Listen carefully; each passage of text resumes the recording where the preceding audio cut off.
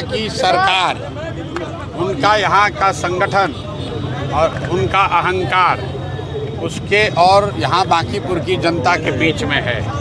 तो चाहे वो जितने लोगों को डरा लें, उनको अरेस्ट कर लें, धमकी दे लें, पैसा देकर खरीदने की कोशिश कर लें, इस बार ये दाव नहीं चलने वाला है। नवंबर 2025 में बिहार की जनता से जो गलती हुई वो इस बार नहीं दोहराया जाएगा। बांकीपुर की प्रबुद्ध जनता पूरी तरीके से कमिटेड है कि हर हालत में 30 तारीख को जो वोट पड़ेगा वो 3 वजहों से हम लोग बता रहे हैं कि 3 वजह से बांकीपुर में जनता भाजपा को हराने जा रही है। पहला, बिहार का करीब करीब हर मतदाता, हर नागरिक चाहता है कि भाजपा के नेतृत्व को ये क्लियर संदेश भेजा जाए कि सम्राट चौधरी का नेतृत्व मुख्यमंत्री के तौर पर बिहार को स्वीकार्य नहीं है। तो अगर बांकीपुर में भाजपा हारती है, सम्राट चौधरी को हटने का रास्ता खुल जाएगा। तो 30 तारीख को वोट जनता यहाँ पर करेगी ताकि बिहार को सम्राट चौधरी से बेहतर कोई मुख्यमंत्री मिल सके। दूसरा, जिस भाजपा ने बांकीपुर और बिहार के मतदाताओं का, जनता का अपमान किया है, ये कहा है कि हम कुत्ता बिल्ली को भी खड़ा करेंगे, यहाँ के लोग हम ही को वोट देंगे, उस अपमान का बदला इस बार जनता वोट से लेगी। उस अहंकार को चकनाचूर करेगी।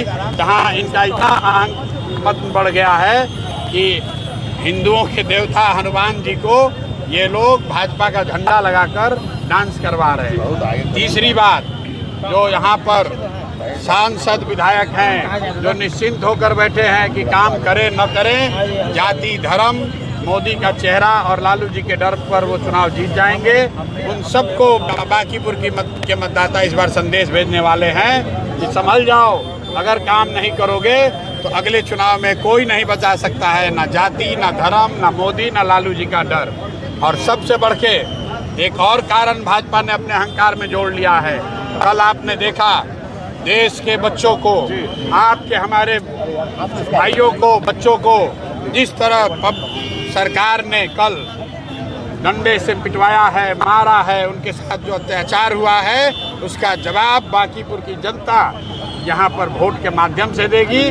भाजपा को बताएगी कि ये लोकतंत्र है, किसी का एकाधिकार नहीं है। और अगर छात्रों के साथ, युवाओं के साथ नाइंसाफ़ी होगी, पेपर लीक होता रहेगा, लोग बेरोजगार रहेंगे, तो मोदी जी को कल संसद भवन से पिछले गेट से निकलना पड़ा है। ये लोगों की दिक्कत है। तो जब मोदी जी को पिछले गेट से निकलना पड़ा तो ये बिहार में जो छुटभैया नेता लोग जनता को या जनसुराज से जुड़े हुए लोगों को डराने की कोशिश कर रहे हैं, वो संभल जाएं।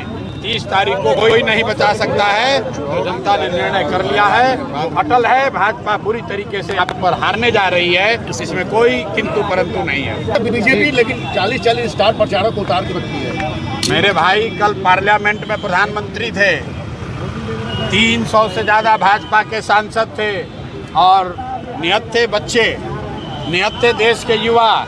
जब खड़े हो गए तो उनके सामने कुछ नहीं टिका। कल जो आपने जंतर मंतर पर देखा है वो सिर्फ ट्रेलर है। पूरे देश में अलग अलग हिस्सों में जो ये पेपर लीक का मामला है, जो छात्रों के बेरोजगारी का मामला है, युवाओं के बेरोजगारी का मामला है, ये दबने वाला नहीं है। अगर भाजपा की सरकार इस पर सही निर्णय नहीं लेती है तब निश्चित तौर पर आप देखेंगे कि युवा और भी बड़ी संख्या में सड़कों पर दिखेंगे और कोई सरकारी व्यवस्था उनको डरा नहीं सकती है। एक सोनम वांगचुक 30 दिन का निहत्था आदमी, 30 दिन के उसके अनशन ने पूरे देश को उद्वेलित किया है। आप जरा अंदाजा लगाइए कितने बच्चों का भविष्य दांव पर है। और बांकीपुर के परिणाम में आप देखेंगे कल के लाठीचार्ज का कितना बड़ा असर होता है।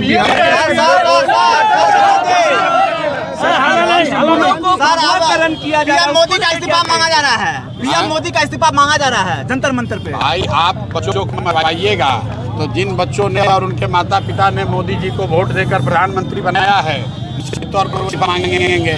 बच्चों ने, देश के युवाओं ने तो धर्मेंद्र प्रधान का इस्तीफा ही मांगा है।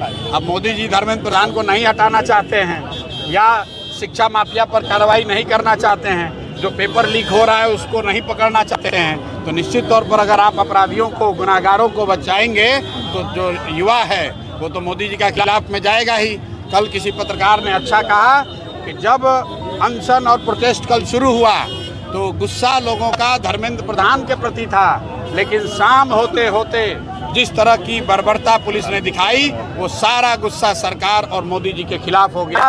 और ये सिर्फ जंतर मंतर पर नहीं हुआ है, देश के कोने कोने में युवा साथी बात कर रहे हैं। जिस तरह से युवाओं को पिटवाया गया है ये बांकीपुर में भी दिखेगा, बंगलोर में भी दिखेगा, केरल में भी दिखेगा, गुजरात में भी दिखेगा। एक सीट जीतने पे सर क्या बिहार बदल सकेंगे आप?